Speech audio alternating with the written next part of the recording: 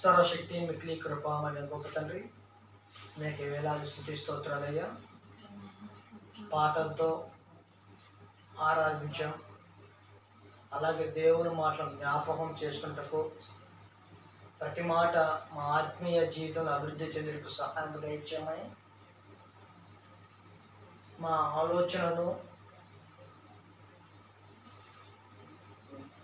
మా భక్తి జీవితంలో అభివృద్ధి చెందుటకు ప్రతి మాట అవసరం నేర్పించండి. నేర్చుకున్న ప్రతి మాట మా హృదయాన్ని భద్రపరచుకుంటూ సహాయం దయచేయమని, ప్రతి బిడ్డ మారు మనసు పొందినట్లు సహాయం దయచేయమని క్రీస్తుపేట ప్రార్థించి అడిగి వచ్చినాం తండ్రి. ఆమేన్.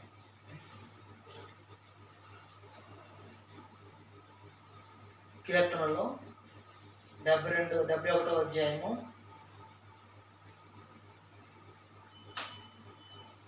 5వ వచనం. నా ప్రభువా యెహోవా, నా నిరీక్షణాస్పదము నీవే, బాల్యము నుండి నా ఆశ్రయము నీవే.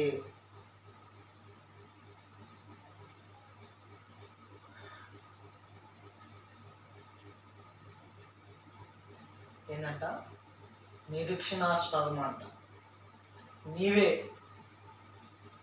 మనము దేవుని కోసం ఎదురు చూడాలి. దేవుని కోసం మనము ఎదురు చూడాలి. ఏమని? బాల్యము నుండే, మనము చిన్నతనము నుండే నేర్పించాలి వాళ్ళ పిల్లలకి. ఏమని? బాల్యము నుండే మనము ఆ దేవుడు కోసం ఎదురు చూడడం నేర్పించాలి. పిల్లల భవిష్యత్తుకి అదే మార్గం. అలాంటి మార్గంలో ప్రతి బిడ్డ నడిపించబడాలి. అందుకే అంటున్నాడు ఇక్కడ దేవుడు దావీదు మహారాజు చేత రాయిస్తూ, బాల్యం నుండే నా ఆశ్రయం నీవే. మనం చెప్పాల ఏమని? నా దేవుడు నాకు ఆశ్రయము. ఆయన ఎన్నో తరాల నుంచి మన వంశావళిని గమనిస్తూ వస్తున్న దేవుడు ఏ తరంలో నుండి ఎవరిని ఎక్కడ ఏ విధంగా నడిపించాలో ప్రతి తరంలో తన పిల్లల్ని ఎంచుకుంటాడు ఆయన. ఎంచుకుంటున్న ఆ దేవుడు కోసం నువ్వు నిలబడాలి అని అంటే చిన్నతనంలోనే ఆయన కోసం ఎదురు చూడాలి. అందుకే అంటున్నాడు ఇక్కడ, నిరీక్షణాస్పదము నీవే. నిరీక్షణ కలిగి జీవించాలి. ఆనాడు సామ్యూయేలు ప్రవక్త, ఆయన చిన్నతనము నుండే దేవునిలో పెంచింది వాళ్ళ తల్లిగారు. అంటే దేవుని ఉద్దేశం ఆ కుటుంబం మీద ఉంది కాబట్టి ఆ పిల్లవాడు చిన్నతనము నుండే దేవుని కోసం ఎదురు చూశాడు అన్నమాట.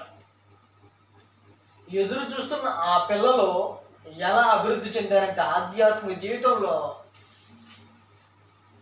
అదేవిధంగా దేవుని పిల్లలు దేవుని కోసం ఎదురు చూడాలి. ఎదురు చూస్తున్న ఆ పిల్లల కోసం ఆ దేవుడు తల్లిదండ్రులు చెప్పాలి పిల్లలకి ఏమని? బాల్యం నుండే మీరు దేవుని కోసం ఎదురు చూడండి. ఈరోజు ఒక సినిమా రిలీజ్ అయితే టికెట్స్ కోసం ఎదురు చూస్తారు. లేదు అంటే లంచ్ బాక్సుల కోసం ఎదురు చూస్తారు స్కూల్కి వెళ్ళేటప్పుడు. ఈ రోజుల్లో ఆ దేవుడి కోసం ఎలా పెంచాలి, ఏ విధంగా పెంచాలి, ఎలా ఉంటే పిల్లల భవిష్యత్తు బాగుంటుంది అనే ఆలోచన కలిగిన తల్లిదండ్రులు చాలా తక్కువ మంది. అదేంటంటే క్రైస్తవులలో కూడా చాలా నిర్లక్ష్యం ఉంది. క్రైస్తవ కుటుంబాలలో కూడా చాలా నిర్లక్ష్యం ఉంది. అయితే వీటన్నిటిని తారుమారు చేయాలి అని అంటే ప్రతి వ్యక్తికి భక్తి అవసరం. అలాంటి వ్యక్తులు చిన్నప్పటి నుండే మనం భక్తులు పెంచాలి.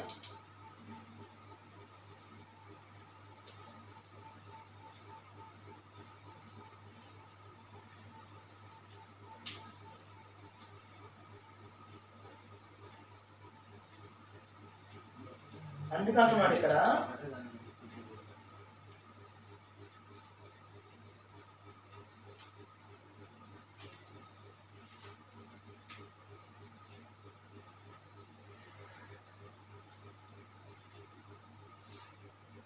ఆ, 70వ అధ్యాయము 4వ వచనం. నిన్ను వెదుకు వారందరూ నిన్ను గూర్చి ఉత్సహించి సంతోషించుదురుగాక. నీ రక్షణను ప్రేమించు వారందరూ దేవుడు మహిమపరచబడునుగాక అని నిత్యము చెప్పుకుందురు. ఆయన వెదుకు వారందరూ ఏమంట? సంతోషిస్తారంట. ఎందుకు అనంటే ఆ దేవుడు మహిమ కలిగిన వ్యక్తి. తండ్రి, కుమారుడు, పరిశుద్ధాత్ముడు ఎలా ఉన్నాడో వారు తండ్రి చెప్పిన మాటలు ఎలా నెరవేరుస్తూ మానవాళి భవిష్యత్తు కోసం వారు ప్రతి మాట తన భక్తులకు ఏం అవసరమో అది రాయించి ఇచ్చేశాడు బైబిల్. ఆ బైబిల్ మనం ప్రతినిత్యము చదువుతూ సంతోషించాలి. మనం బైబిలే చదవం, ఇంకా సంతోషం ఎక్కడి నుండి వస్తుంది? సంతోషమే రానప్పుడు రక్షణ ఎలా వస్తుంది? అసలు ఆ దేవుని మనం ఎదుగుతున్నామా? ఆయన పిల్లలు ఆయన కోసం వెతకాలి, ఆయన రక్షణ కోసం వెతకాలి. అప్పుడు సంతోషం అనేది మన జీవితంలో ఉంటుంది. సంతోషం అంటే ఒక మొబైల్ చూస్తూ సరిపోదు, ఒక టీవీ చూస్తూ సరిపోదు. టీవీ చూసినా మొబైల్ చూసినా హెడేక్ వస్తుంది. బైబిల్ చదివితే జ్ఞానం వస్తుంది. మానవుడి యొక్క తెలివితేటలు అలా ఉన్నాయి. దేవుని యొక్క తన ఆలోచనలు ఏ విధంగా ఉన్నాయి ఒకసారి ఆలోచించండి. అరగంట మొబైల్ చూసినా టీవీ చూసినా హెడేక్ వస్తుంది. అలాంటిది బైబిల్ చదివితే జ్ఞానం వస్తుంది. దేవుడు జ్ఞానవంతుడా, మనిషి జ్ఞానవంతుడా అంటే ఏం చెప్తారు మీరు?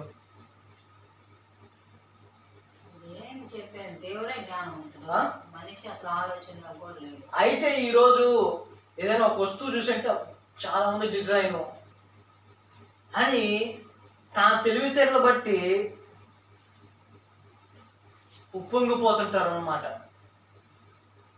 తన తెలివితేటలు బట్టి ఉప్పొంగిపోతారు. అలా అలా ఉండాలి, ఇలా ఉండాలి, ఇలా ఉంటున్నారు, అలా ఉంటున్నారు.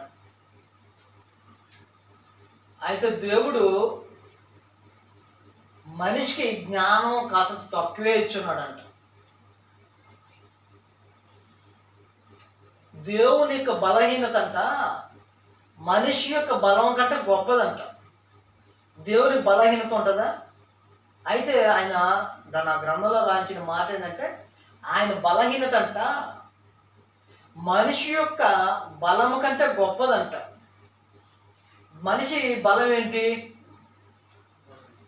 అంతరిక్షంలోకి వెళ్తున్నాడు మనిషి. తన జ్ఞానాన్ని బట్టి నేను బలవంతుడు అని చెప్పుకుంటున్నారు. అలాంటి బలవంతుడు ఏమంటున్నాడంటే దేవుడు లేడు అంటున్నాడు. ఆ దేవుడు అలాంటి వాళ్ళ జీవితం తారుమారు చేయడానికే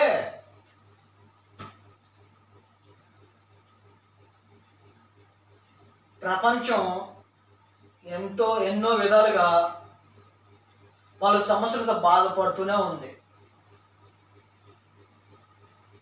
మనం ఈ మధ్యన వార్తలు చూస్తుంటే ఏం చెప్పారంటే 3వ ప్రపంచ యుద్ధం వస్తుంది అన్నారు. అంటే ఒక దేశం ముందు ఇంకో దేశం పెత్తనం చలాయించాలని స్వజాతి వినాశనం కోరుకుంటుంది సాటి మనిషే. అలాంటి ఆలోచన నుంచి మనం బయటికి రావాలి అని అంటే అలాంటి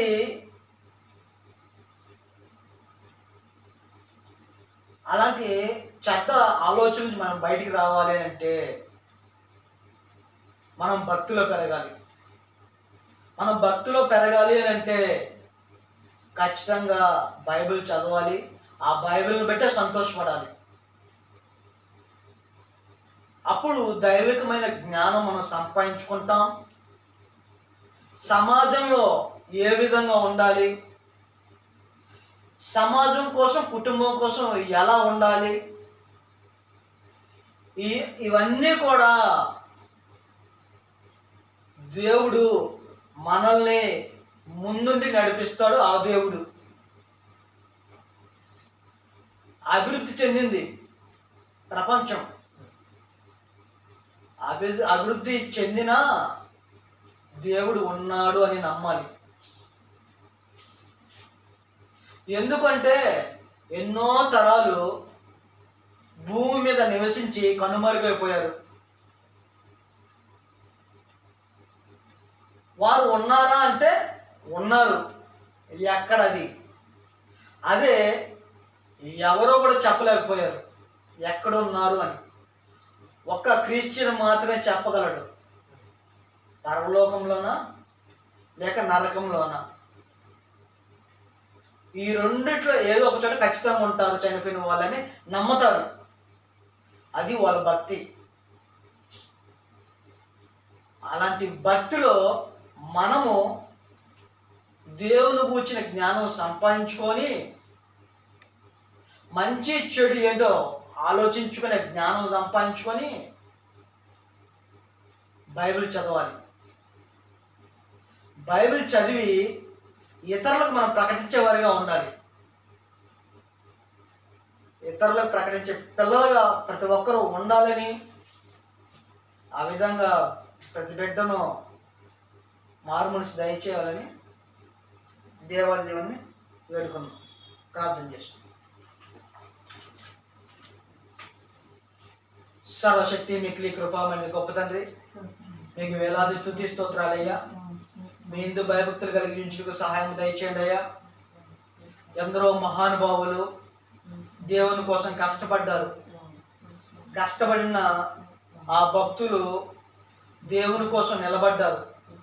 అదే మార్గంలో ప్రతి క్రైస్తవుడు నిలబడి జీవించుటకు సహాయం దయచేయండి. భక్తులు అభివృద్ధి చెందుటకు సహాయం దయచేయండి.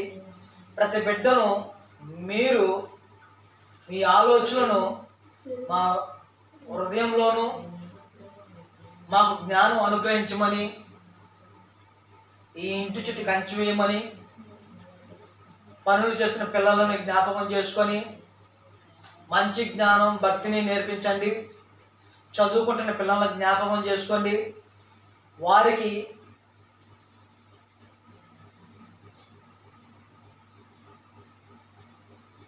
ఉన్నతమైన విద్యా బోధనలకు వెలుటకు సహాయం దయచేయండి. అలాగే వారు ప్రతి విషయంలో భయభక్తులు కలిగి జీవించుటకు సహాయం దయచేయండి. వీరి చుట్టూ కంచి వేయమని, భక్తిని ధైర్యాన్ని నేర్పించమని, పరిశుద్ధత కలిగి జీవించుటకు సహాయం దయచేయమని, ప్రతి బిడ్డను ఆశీర్వదించి దీవించమని క్రీస్తు పేట ప్రార్థించి అడిగి వేడుకొంచున్నాం తండ్రి. ఆమేన్.